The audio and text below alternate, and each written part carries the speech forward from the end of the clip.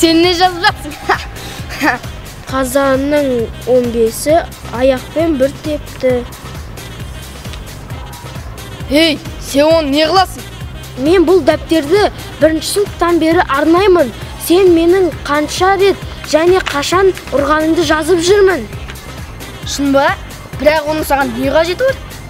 Мына жұдырықты көріп тұрсың ба? Ол өмір бақи кішкентай бола бермейді. Жұпта ол үлкейеді. Содан кейін сенің басыңмен бірдей болады.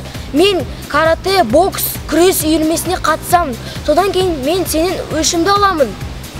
Дәулет, тыңдашы, келісейік. Сен қазір ақыңды қайтар, сосын болып есеп айырыстық. Қазір дейсің ба? Иә, неге болмасқа? Жарайды. Бірінші сынып, бірінші қазан желкемен 2 рет тұрды.